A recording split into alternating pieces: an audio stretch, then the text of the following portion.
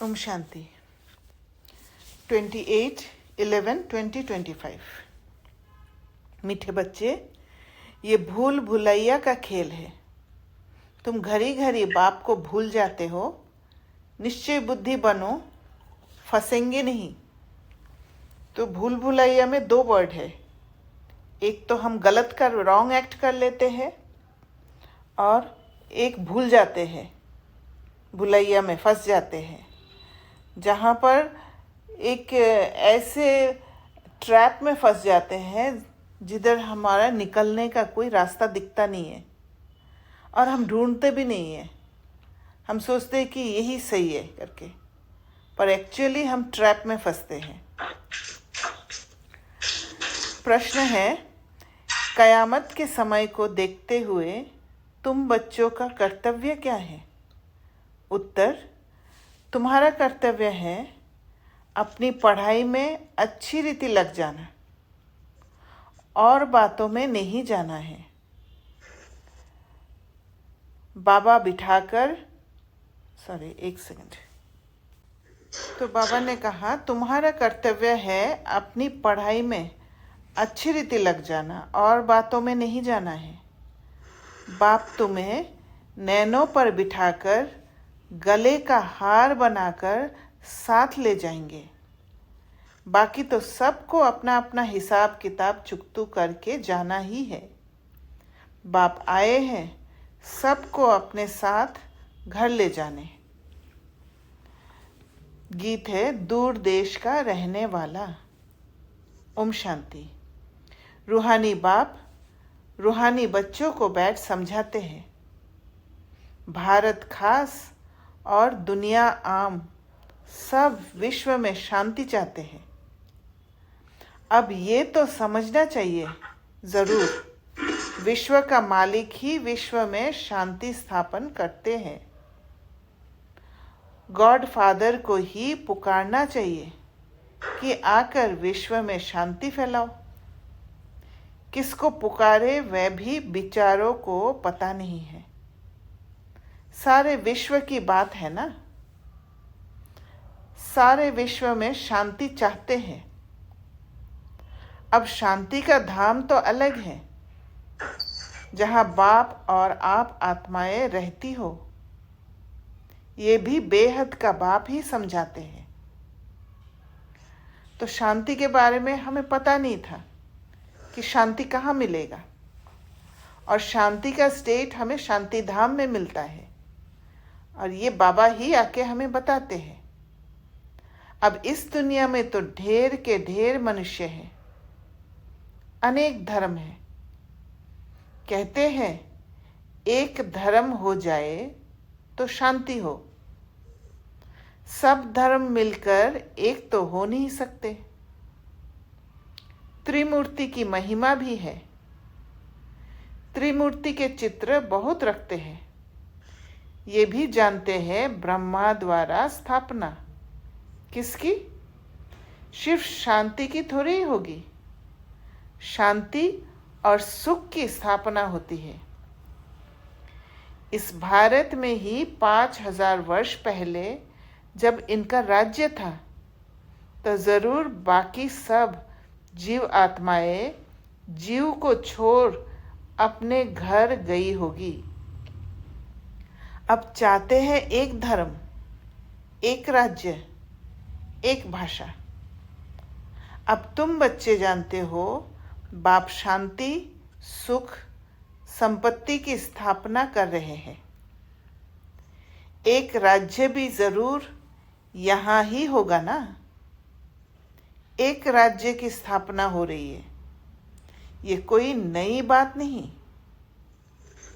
अनेक बार एक राज्य स्थापन हुआ है। तो बाबा कल जो रिपीटेशन के बारे में कहा था, वो रिपीटेशन को फिर से याद दिला रहे कि अनेक बार एक राज्य स्थापन हुआ है। फिर अनेक धर्मों की वृद्धि होते होते झाड़ बड़ा हो जाता है। फिर बाप को आना पड़ता है। तो ये फिर वाला बात जो होता है, फिर जो कहते हैं, माना ये रिपीटेशन है। आत्मा ही सुनती है, पढ़ती है। आत्मा में ही संस्कार है। हम आत्मा भिन्न भिन्न शरीर धारण करती है।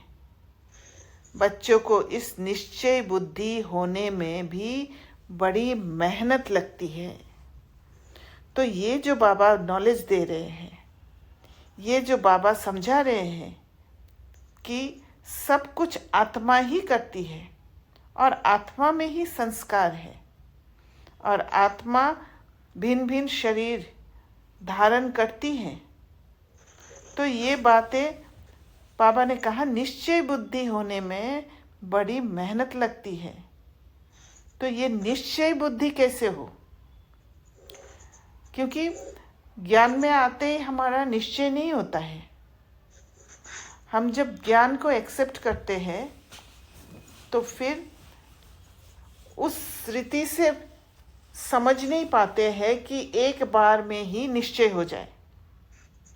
तो वहाँ पर एक प्रोसेस द्वारा हमें गुजरना होता है और उसके लिए हम खुद को ही इनिशिएशन लेना पड़ेगा। क्योंकि बाबा जो भी श्रीमत देते हैं या बाबा जो ज्ञान समझाते हैं, जब हम उस ज्ञान को समझते हैं, समझने के बाद उसको हम सबसे पहले एक्सपेरिमेंट करते हैं। क्योंकि भिन्न भिन्न सिचुएशंस जब फेस करने लगते हैं हम, तो अब तक हमने जो भी मेथड अपनाया है, कोई एडिक्शन में जाके या कोई और बातों में एंगेज करके या इमोशंस में फंस के बाहर रॉन्ग एक्ट करके, तो ये सारे बातों से भी हम टेम्परेरीली उस सिचुएशन से निकले हैं। निश्चय बुद्धि में जैसे कोई भी नया रास्ता जब अपनाते हैं तो नया रास्ता को जानना बहुत इम्पोर्टेंट होता है। जब तक उस नया रास्ता को नहीं जानते हैं, उसके रिजल्ट को अनुभव नहीं करते हैं, तब तक वो निश्चय नहीं होता है। और इसलिए निश्चय होने के लिए हमें सबसे पहले उसको प्रयोग करना बहुत इम्पोर्टेंट है, इम्प्लीमेंट करना चाहिए। और इम्प्लीमेंट करने के लिए वो अवेयरनेस होना चाहिए कि अब मैं वो जो पहले वाली जो मेथड यूज़ करती थी, सपोज़ मैं कहीं कोई एंग्जाइटी होता है, कोई भी बात पे मुझे स्ट्रेस होता है, और जैसे स्ट्रेस हुआ पहले मैं कोई एडिक्शन में शिफ्ट हो जाती थी और फिर अपने को भुला देती थी। तो अगर मुझे ये निश्चय होना है कि बाबा जो मेथड बता रहे हैं वो काम करता है, तो उस निश्चय बुद्धि तक पहुंचने के लिए मुझे इस जगह पर अवेयरनेस लाना पड़ेगा कि मैं पहले जो बाबा ने मेथड दिया है उसको ट्राई करती हूँ। उसको जब एक्सपेरिमेंट करके जब देखूंगी, तब जाके उसका रिजल्ट जब मिलेगा, जब उसका अनुभव होगा, तब जाके उस रास्ते पर चलने का जो निश्चय वो आने लगेगा। और फिर धीरे धीरे जो दूसरा रास्ता है वो एडिक्शन, उसको हम छोड़ने लगेंगे। तो इनिशियली हम ऐसे कर सकते हैं क्योंकि हमारा जो कंडीशनिंग और प्रोग्रामिंग ऐसे हो रखा है कि एडिक्शन जल्दी से हेल्प करता है, क्योंकि बहुत बार हमने यूज़ किया है। वैसे बाबा के जो बताए हुए मेथड है वो भी बहुत बार हमने किया है, हमने रिपीट किया है, पर वो हमारे बुद्धि में ताज़ा नहीं है। और वो फ्रेश ना होने के कारण, हम भूल जाने के कारण, हमारे स्मृति में वो एडिक्शन वाला बात ही फट से आ जाता है और उसका रिजल्ट भी हमारा बुद्धि स्मृति में रहता है और उसका जो अनुभव वो भी स्मृति में रहता है। इसलिए उसका पल्ला जो है वो बहुत भारी होता है।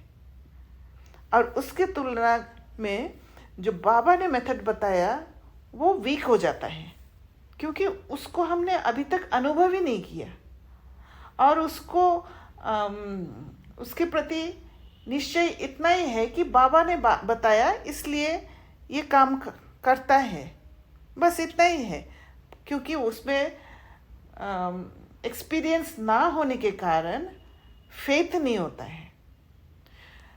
तो अभी हमें क्या करना है, हमें वो फेथ को जगाने के लिए एक करेजियस स्टेप उठाना है कि जो पुराना वाला मेथड उसको थोड़ा सा हल्का सा डिले करके नया वाला मेथड को अपनाने का सोचना है।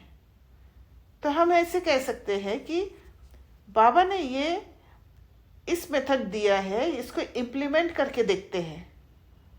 अगर ये काम नहीं करता है तो फिर मैं पुराना पैटर्न को यूज़ करूँगी। जब थोड़ा सा अपने को चेंज करना है, तुरंत पूरी तरह चेंज हम नहीं कर पाते हैं।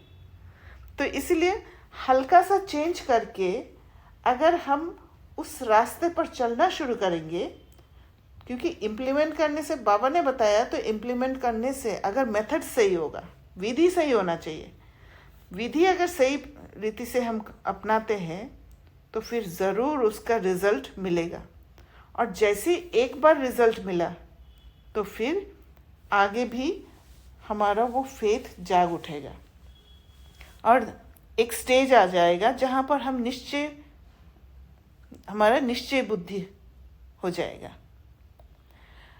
तो कहते हैं बाबा घड़ी घड़ी भूल जाते हैं। तो ये भूल जो जाते हैं इसलिए मेहनत लगता है। तो मेन जो पुराना पैटर्न को ब्रेक करने का जो टर्निंग पॉइंट है वो है एक अवेयरनेस और दूसरा हिम्मत का कदम। बाप समझाते हैं ये खेल भूल भुलैया का है। एक तो भूल जाते हैं और दूसरा गलत कर लेते हैं। इसमें तुम जैसे फंस गए हो। पता नहीं है हम अपने घर अथवा राजधानी में कैसे जाएंगे। अब बाप ने समझाया है, आगे कुछ नहीं जानते थे। आत्मा कितनी पत्थर बुद्धि बन जाती है। पत्थर बुद्धि और पारस बुद्धि का भारत में ही गायन है। पत्थर बुद्धि राजाए और पारस बुद्धि राजाए यहाँ ही है। पारसनाथ का मंदिर भी है। अभी तुम जानते हो हम आत्माएं कहाँ से आई है पाठ बजाने। तो नॉलेज नहीं जानने के कारण, दिव्य बुद्धि को यूज़ नहीं कर पाने के कारण, वो बुद्धि की क्लैरिटी ख़त्म हो जाने के कारण पत्थर हो गया, एक जगह पर स्टैग्नेंट हो गया था। आगे तो कुछ भी नहीं जानते थे। इनको कहते हैं कांटों का जंगल। ये सारी दुनिया कांटों का जंगल है। फूलों के बगीचे को आग लगी ऐसा कभी सुना नहीं होगा। हमेशा जंगल को आग लगती है। ये भी जंगल है। इनको आग लगनी है ज़रूर। भंबोर को आग लगनी है। इस सारी दुनिया को ही भंबोर कहा जाता है। अभी तुम बच्चों ने बाप को जान लिया है। सम्मुख बैठे हो। जो गाते थे तुम ही से बैठूं, वह सब कुछ हो रहा है। तो जो बाबा ने कहा कि तुम ही से बैठूं, तुम ही से खाऊं, तो ये वाला जो मैं सोच रही थी आज कि तुम ही से बैठूं और तुम ही से खाऊं, इसका अर्थ है कि मैं अपना मन की स्थिरता को नहीं खोती हूँ। और जब मैं मन की स्थिरता को नहीं खोती हूँ तो मेरा हर पल कनेक्शन बाबा के साथ होता है। तो ये उसको हम कह सकते हैं कि तुम ही से बैठो। बाबा कोई शरीर के बारे में नहीं कहते हैं, क्योंकि बाबा के पास शरीर नहीं है। तो बाबा आत्मा और परमात्मा का जो कनेक्शन है उसके बारे में कहते हैं। वह सब कुछ हो रहा है। भगवानुवाच तो जरूर पढ़ेंगे ना। भगवानुवाच बच्चों प्रति ही होगा ना। तुम जानते हो भगवान पढ़ाते हैं। भगवान कौन है? निराकार शिव को ही कहेंगे। भगवान शिव की पूजा भी यहाँ होती है। सतयुग में पूजा आदि नहीं होती, याद भी नहीं करते। भक्तों को सतयुग की राजधानी का फल मिलता है। तुम समझते हो हमने सबसे जास्ती भक्ति की है, इसलिए हम ही पहले पहले बाप के पास आए हैं, फिर हम ही राजधानी में आएंगे। तो बच्चों को पूरा पुरुषार्थ करना चाहिए नई दुनिया में ऊंच पद पाने। बच्चों की दिल होती है अब हम जल्दी नए घर में जाए, शुरू में ही ऊंच पद पाने। बच्चों को दिल होती है शुरू में ही नया घर होगा, फिर पुराना होता जाएगा। घर में बच्चों की वृद्धि होती जाएगी। पुत्र पोत्रे पर पोत्रे वे तो पुराने घर में आएंगे ना। कहेंगे हमारे दादा परदादा का ये मकान है। पीछे आने वाले भी बहुत होते हैं ना। जितना जोर से पुरुषार्थ करेंगे तो पहले नए घर में आएंगे। पुरुषार्थ की युक्ति बाप बहुत सहज समझाते हैं। तो यहाँ पर इस ज्ञान में सब कुछ अपना एफर्ट्स के ऊपर है। जितना आत्मा के लिए, आत्मा का वो ओरिजिनल स्टेट तक पहुँचने के लिए हम पुरुषार्थ करेंगे, उतना हमारा वो उसका फल उसके अनुसार प्रारब्ध मिलेगा। ये एक इक्वेशन ही बना हुआ है। इसमें ऐसी कोई बात नहीं है जहाँ पर कुछ पार्शियलिटी हो सकता है। भक्ति में भी पुरुषार्थ करते हैं ना। बहुत भक्ति करने वालों का नाम बाला होता है। जो हठ करते हैं उनको भी कुछ ना कुछ फल मिलता है। कई भक्तों की स्टैंप भी निकालते हैं। ज्ञान की माला का तो कोई को पता नहीं है। इसलिए ज्ञान मार्ग में भी हम जब वो भक्ति का संस्कार ले आते हैं, जैसे कोई भी चीज़ को हम अगर रिपीट करते रहते हैं, जैसे अगर एफर्मेशन भी हम लेते हैं तो थोड़े समय के लिए उसका फल मिलता है, क्योंकि भक्ति का फल मिलता है। ज्ञान की माला का तो कोई को पता नहीं है। पहले है ज्ञान, पीछे है भक्ति। ये तुम बच्चों की बुद्धि में है। आधा समय है ज्ञान, सतयुग त्रेता। अभी तुम बच्चे नॉलेजफुल बनते जाते हो। टीचर सदैव फुल नॉलेज वाले होते हैं। स्टूडेंट में नंबरवार मार्क्स उठाते हैं। ये है बेहद का टीचर। जब बाबा जो हमें पढ़ा रहे हैं तो बाबा के अंदर फुल नॉलेज भरा हुआ है। इसीलिए बाबा नॉलेज का सागर है, ज्ञान का सागर। तुम हो बेहद के स्टूडेंट। स्टूडेंट तो नंबरवार ही पास होंगे, जैसे कल पहले हुए हैं। बाप समझाते हैं तुमने ही 84 जन्म लिए हैं। 84 जन्मों में 84 टीचर होते हैं। पुनर्जन्म तो जरूर लेना ही है। पहले जरूर सतोप्रधान दुनिया होती है, फिर पुरानी तमोप्रधान दुनिया होती है। मनुष्य भी तमोप्रधान होंगे ना। झाड़ भी पहले नया सतोप्रधान होता है। नए पत्ते बहुत अच्छे अच्छे होते हैं। ये तो बेहद का झाड़ है। कोई भी नया जब फर्स्ट बार जब फल आता है वो बहुत हाई क्वालिटी का होता है और फिर धीरे धीरे वो क्वालिटी खराब होते जाते हैं। तो बाबा कहते हैं यहाँ तो ढेर बेहद का झाड़ है, ढेर धर्म है, तुम्हारी बुद्धि अब बेहद तरफ जाएगी। कितना बड़ा झाड़ है। पहले पहले आदि सनातन देवी देवता धर्म ही होगा, फिर वैरायटी धर्म आएंगे। तुमने ही 84 वैरायटी जन्म लिए हैं, वह भी अविनाशी है। तुम जानते हो कल्प कल्प 84 का चक्र हम फिरते रहते हैं। 84 के चक्र में हम ही आते हैं।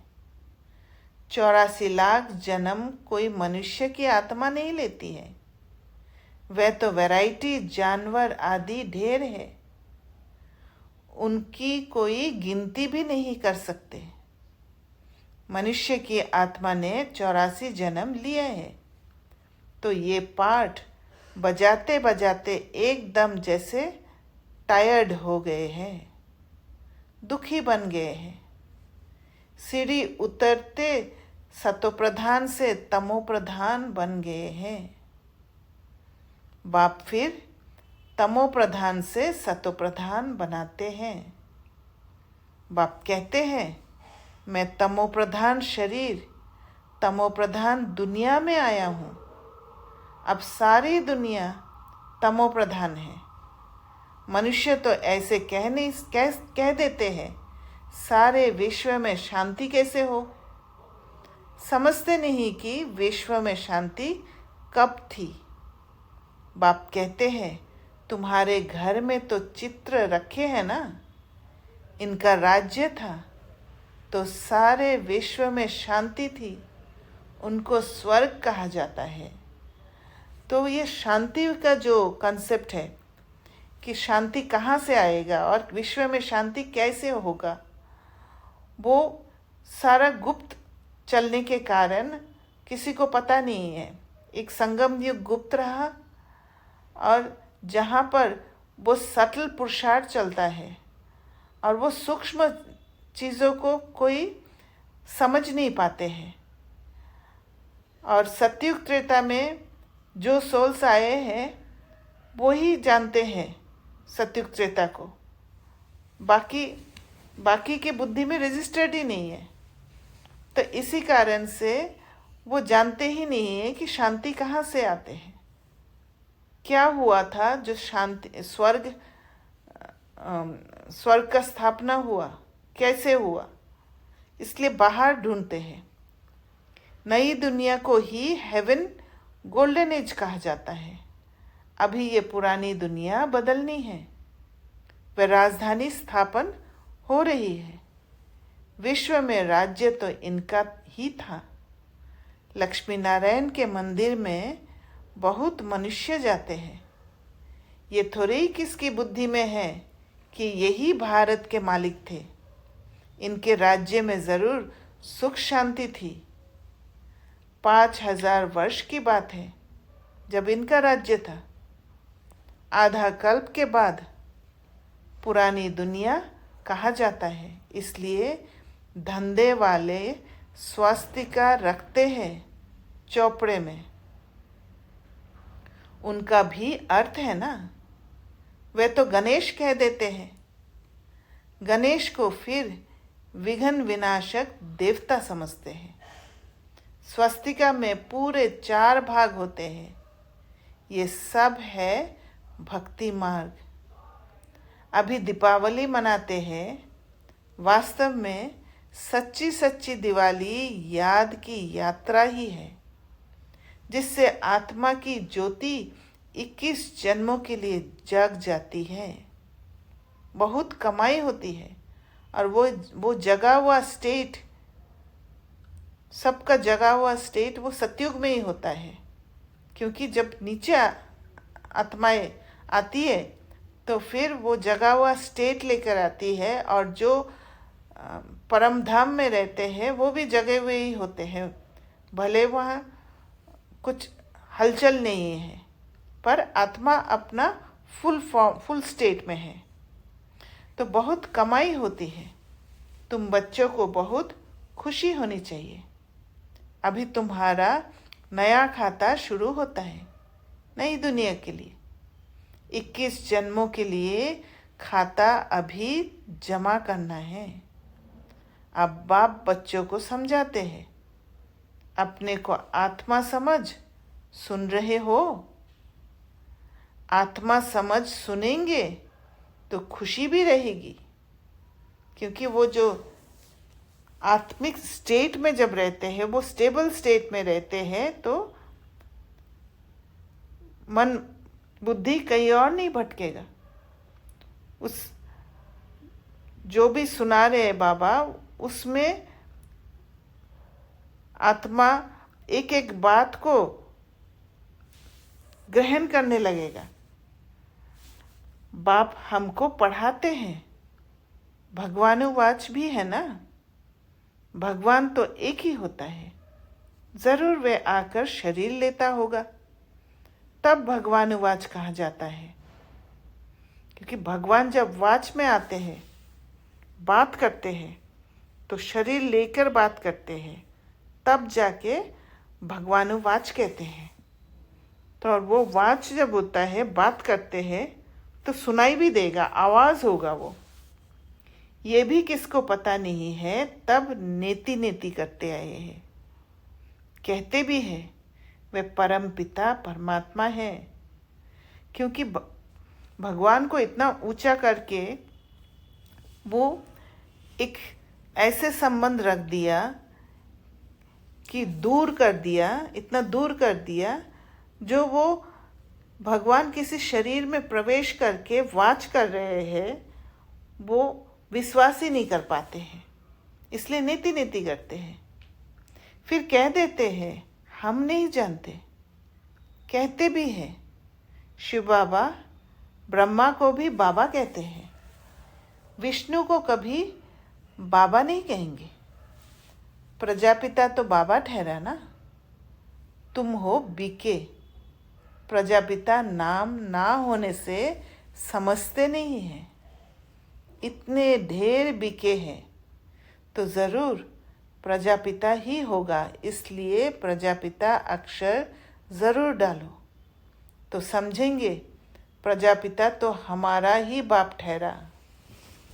नई सृष्टि ज़रूर प्रजापिता द्वारा ही रची जाती है। हम आत्माएं भाई भाई हैं, फिर शरीर धारण कर भाई बहन हो जाते हैं। बाप के बच्चे तो अविनाशी हैं, फिर साकार में बहन भाई चाहिए, तो नाम है प्रजापिता ब्रह्मा। परंतु ब्रह्मा को कोई हम याद नहीं करते। याद लौकिक को करते और पारलौकिक को करते हैं। ब्रह्मा को सिर्फ सैंपल के हिसाब से रखते हैं। प्रजापिता, क्योंकि लौकिक और पारलौकिक से ही हमें वर्षा मिलता है। प्रजापिता ब्रह्मा को कोई याद नहीं करते। दुख में बाप का सिमरन करते हैं, ब्रह्मा का नहीं। कहेंगे हे भगवान, हे ब्रह्मा नहीं कहेंगे। सुख में तक किसी को भी याद नहीं करते हैं। वहाँ सुख ही सुख है, ये भी किसको पता नहीं है। तुम जानते हो इस समय है 3 बाप। तो जब दुख होता है, दुखी होते हैं, तो फिर भगवान के साथ वो जो संबंध जुड़ता है, वो संबंध की आवश्यकता हो जाती है। क्योंकि बाकी सब संबंधों से सुख का रास्ता पाने का जो प्रयास है वो टूटने लगता है। इसीलिए हमारा पुकार भगवान के ओर होता है और भगवान के को जानने का इच्छा होता है, भगवान के नज़दीक जाने का इच्छा होता है। भक्ति मार्ग में लौकिक और पारलौकिक बाप को याद करते हैं। सतयुग में सिर्फ लौकिक को याद करते हैं, क्योंकि पारलौकिक बाप को बाप की ज़रूरत ही नहीं है। संगम पर तीनों को याद करते हैं। लौकिक भी है, परंतु जानते हैं वह है हद का बाप। उनसे हद का वर्षा मिलता है। जो मटेरियलिस्टिक वर्षा मिलेगा वही लेते हैं। अभी हमको बेहद का बाप मिला है, जिससे बेहद का वर्षा मिलता है। ये समझ की बात है, और ये बेहद का वर्षा ही आत्मा को भरपूर रखता है। अब बेहद का बाप आए हैं ब्रह्मा के तन में, हम बच्चों को बेहद का सुख देने। तो यही भरपूरता को महसूस करने के लिए, और वो महसूस तभी होगा जब हमारा समझ खुलता है, जब हमारा परसेप्शन चेंज होता है, जब हम कर्मेंद्रिय द्वारा जो परसीव करते हैं उससे शिफ्ट होके बियॉन्ड सेंस परसेप्शन जाते हैं। उनका बनने से हम बेहद का वर्षा पाते हैं, क्योंकि बेहद का वर्षा बाहर नहीं है, वो अंदर है। और अंदर जाने के लिए हमें कर्मेंद्रियों का जो कंट्रोल है उससे छूटना पड़ता है। ये जैसे दादे का वर्षा मिलता है ब्रह्मा द्वारा। वे कहते हैं वर्षा तुमको मैं देता हूँ, पढ़ाता मैं हूँ, ज्ञान मेरे पास है। बाकी ना मनुष्य में ज्ञान है ना देवताओं में, ज्ञान है मेरे में, जो मैं तुम बच्चों को देता हूँ। ये है रूहानी ज्ञान। तो इससे ये समझ आता है कि हमें सिर्फ श्रीमत का ध्यान रखना है, जो मत बाबा दे रहे हैं।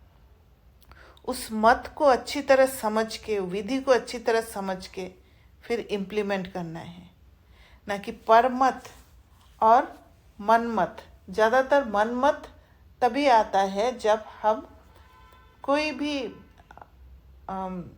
इमोशंस में फंसते हैं, जहाँ पर पुराना पैटर्न खींचता है, तब हमारा मनमत आ जाता है, और मनमत के हिसाब से हम ज्ञान को समझने लग जाते हैं।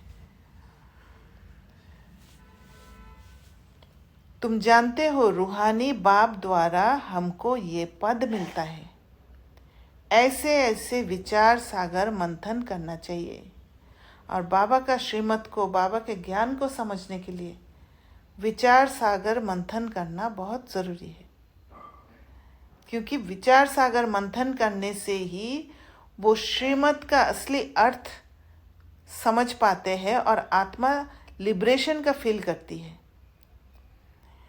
मनमत और परमत जो पब्लिक ओपिनियन है, उसमें सिर्फ बंधन होता है।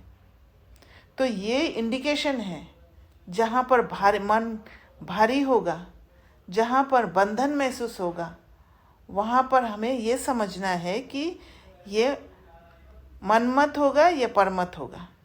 और जहाँ पर हल्कापन महसूस होगा, लिबरेटेड फील होगा, वहाँ पर श्रीमत होगा।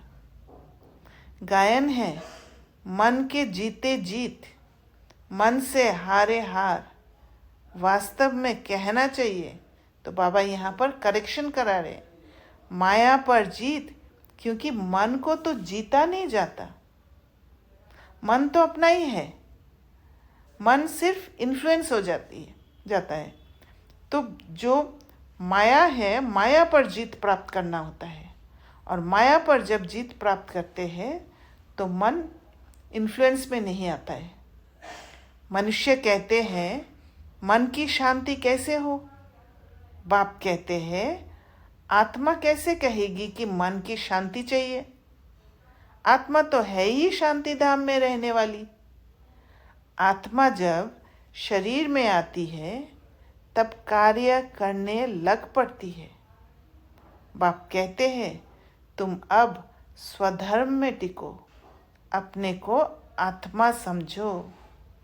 तो स्वधर्म में टिकना, अपने को आत्मा समझना, ये है अंदर जाने का रास्ता को देखना, अंदर जाना। जब अंदर जाएंगे तब वो शांति का जो हमारा स्वधर्म है उस पर टिक पाएंगे, और वो जो आत्मा का ओरिजिनल स्टेट है, जो जहाँ स्वयं को जान पाते हैं, वो जब अनुभव करेंगे तब जाके वो स्वधर्म में टिक पाएंगे। आत्मा का स्वधर्म है शांत, बाकी शांति कहाँ से ढूंढेंगी? इस पर रानी का भी दृष्टांत है, हार का। सन्यासी दृष्टांत देते हैं और फिर खुद जंगल में जाकर शांति ढूंढते हैं। तो शांति हमारे अंदर है, बाहर ढूंढने की जरूरत ही नहीं है। बाहर ढूंढते थे इसीलिए किसी और को कंट्रोल करके हम सिचुएशन को शांत करने की कोशिश किया। पर अभी बाबा रास्ता दिखा रहे कि बाहर से कंट्रोल करने की जरूरत नहीं है। बाहर से जब कंट्रोल करते हैं तब अशांति नहीं होता, तब अशांत होता है। इसीलिए शांति का रास्ता है हमारे अंदर, वहाँ है ही वो शांत वाला जगह, वहाँ तक पहुँचना है, अंदर जाना है। बाप कहते हैं कि तुम आत्मा का धर्म ही शांति है। शांति धाम तुम्हारा घर है, जहाँ से पाठ बजाने तुम आते हो। शरीर से फिर कर्म करना पड़ता है। शरीर से अलग अलग होने से सन्नाटा हो जाता है। तो यहाँ पर अच्छी तरह समझ में आ रहा है, जैसे शरीर अलग और आत्मा अलग। आत्मा शरीर के अंदर आती है तो फिर शरीर कर्म करने लग जाता है। ये पुतला फिर हिलने लग जाता है, और जैसे ही शरीर से अलग हो जाता है तो वो शरीर कोई काम का नहीं होता है, सन्नाटा हो जाता है। आत्मा ने जाकर दूसरा शरीर लिया, फिर चिंता क्यों करनी चाहिए? वापस थोड़ी आएगी, परंतु मोह सताता है। वहाँ तुमको मोह नहीं सताएगा, क्योंकि उस प्रोसेस को एक्सेप्ट कर लिया है। उस प्रोसेस द्वारा हमने गुजरा है। अपने स्व इच्छा से हमने शरीर छोड़ना सीखा है, इसलिए वहाँ मोह नहीं सताएगा। शरीर के प्रति मोह, वहाँ तुमको मोह नहीं सताएगा। वहाँ 5 विकार होते नहीं, रावण राज्य ही नहीं, क्योंकि 5 विकार जो है, जो इमोशंस है, वो इमोशंस जब बाहर एक्शन में आता है तब वो विकार होता है। और इमोशंस ही आत्मा और शरीर को कनेक्ट कर देता है, जिससे वो कनेक्शन के कारण उस इमोशंस के कंट्रोल में आ जाते हैं। क्योंकि वो कनेक्शन होते ही फिर शरीर में केमिकल रिएक्शन होता है, और वो केमिकल रिएक्शन के बाद फिर वो एक्शन बाहर आ जाता है। तो बाबा कहते हैं रावण राज्य ही नहीं, वह है राम राज्य। हमेशा रावण राज्य हो तो फिर मनुष्य थक जाए, कभी सुख देख ना सके। अभी तुम आस्तिक बने हो, और सुख देखने के लिए ही हम सतयुग में जाके जब उतरते हैं तो फिर पीछे का सब भूल जाते हैं। वो एक नया शुरुआत की तरह दिखता है। इसी वजह से परम धाम में हमारा एक ब्रेक होता है, जहाँ पर हमें रेस्ट मिलता है। अभी तुम आस्तिक बने हो और त्रिकालदर्शी भी बने हो। मनुष्य बाप को नहीं जानते, इसलिए नास्तिक कहा जाता है। तो संगम युग में ही हम आस्तिक बनते हैं और तीनों काल को देख पाते हैं।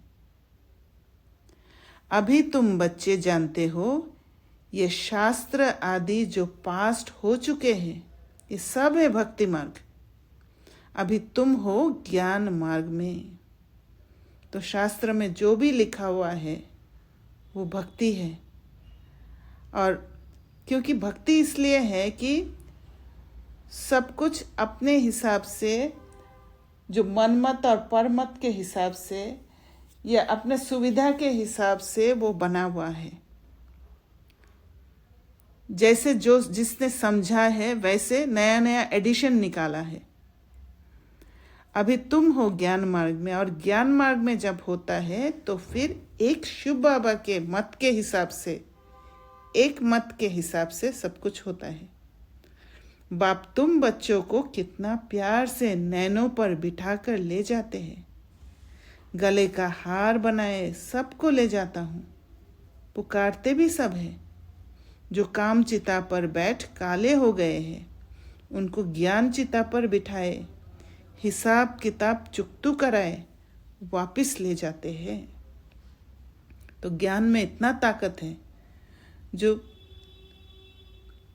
हिसाब किताब चुकतू करा के अपना ओरिजिनल स्टेट में पहुंचा देता है।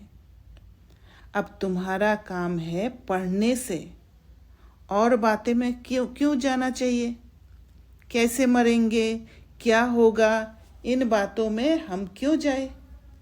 ये तो कयामत का समय है, सब हिसाब किताब चुकतू कर वापस चले जाएंगे। ये बेहद के ड्रामा का राज तुम बच्चों की बुद्धि में है और कोई नहीं जानते। बच्चे जानते हैं हम बाबा के पास कल्प कल्प आते हैं बेहद का वर्षा लेने। हम जीव की आत्माएं हैं, बाबा ने भी देह में आकर प्रवेश किया है। बाप कहते हैं मैं साधारण तन में आता हूँ, इनको भी बैठ समझाता हूँ कि तुम अपने जन्मों को नहीं जानते हो, और कोई ऐसे कह ना सके कि बच्चों देही अभिमानी बनो, बाप को याद करो।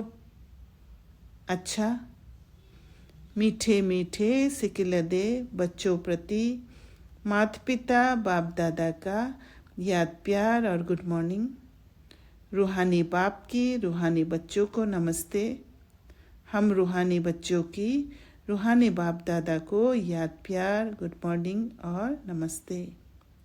धारणा के लिए मुख्य सार, पहला पॉइंट, याद की यात्रा में रहकर सच्ची सच्ची दीपावली रोज मनानी है।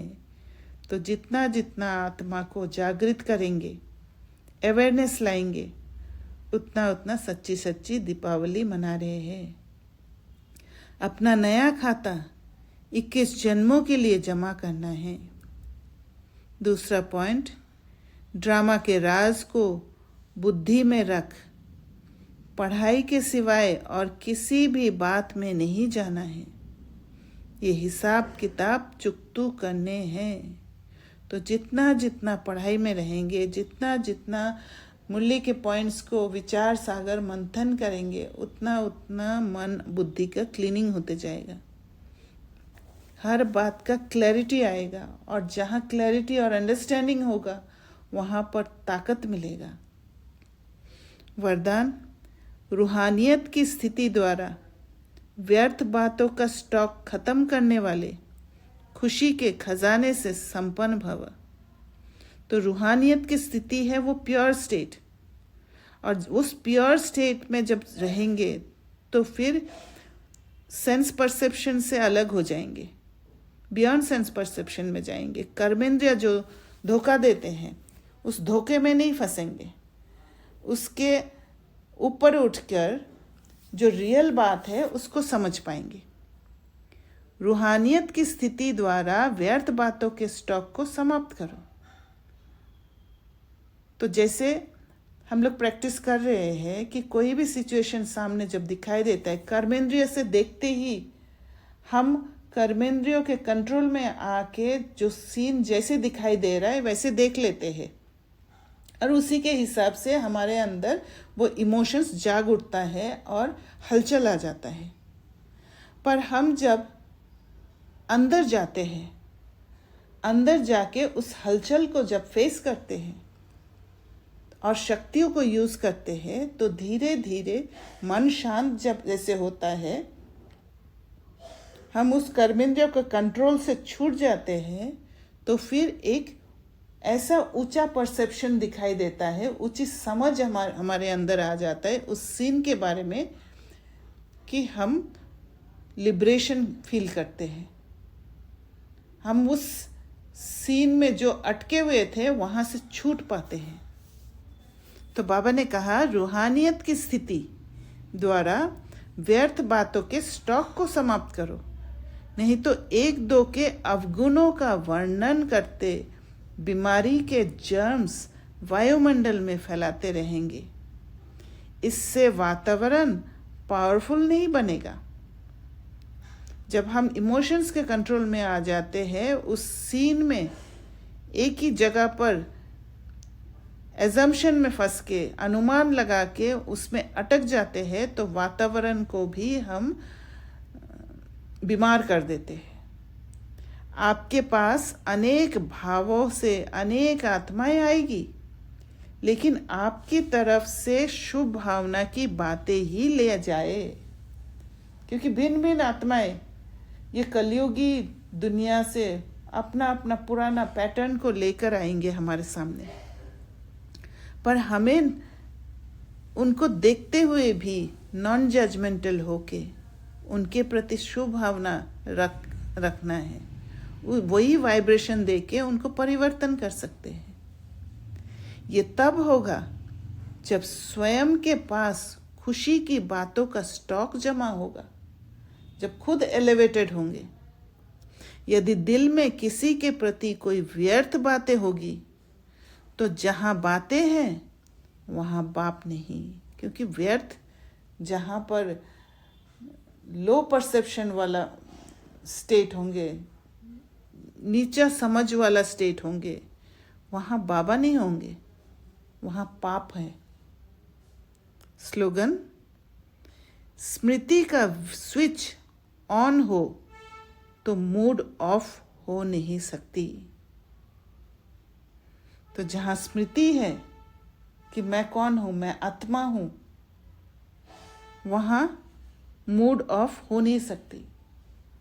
इसीलिए बाबा ने वो ओम शांति वाला, जो एक दूसरे को देख के ओम शांति कहना, वो रखा है।